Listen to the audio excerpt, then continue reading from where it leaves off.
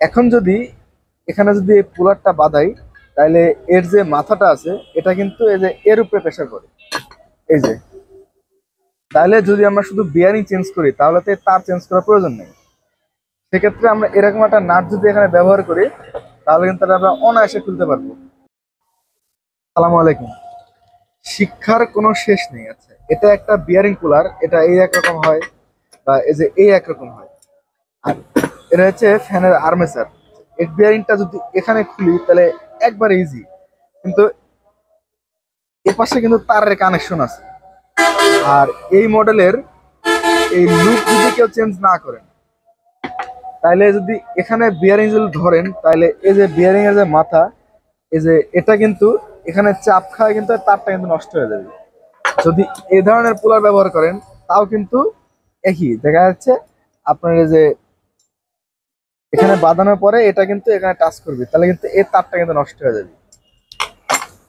যেহেতু শিক্ষার কোনো শেষ নেই, এই যে একটা 16 নম্বর নাট, এটা আমরা দুটা পাশাপাশি লাগাই, এক পাশে কাটে নিছি। হ্যাঁ, এটা একটা যোগান। এটা যদি এ পাশে লাগাই, এটা পাস কর,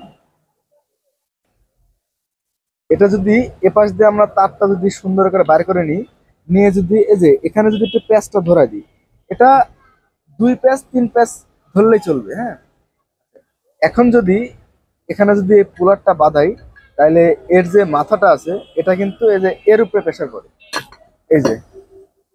তাহলে যদি আমরা শুধু বিয়ারিং চেঞ্জ করি তাহলে তো তার চেঞ্জ করার প্রয়োজন নেই। সেক্ষেত্রে আমরা এরকম একটা নাট যদি এখানে ব্যবহার করি তাহলে কিন্তু আমরা অনায়াসে খুলতে পারবো, লুপের তার চেঞ্জ বাদেই। এটা কিন্তু এই যে আমরা পুলারটা ভিড়াইছি, এই যে এটা কিন্তু তার কিন্তু আলাদাই আছে।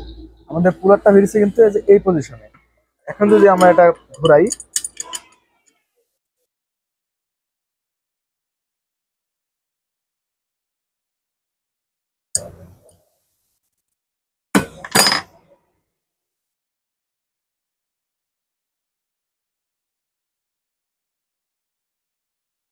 আচ্ছা, এই যে আমাদের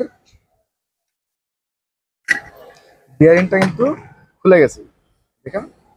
এই যে আমাদের বিয়ারিংটা কিন্তু খুলে গেছে, এই তার চেঞ্জ করা বাদে আমাদের বিয়ারিংটা কিন্তু খুলে গেছে।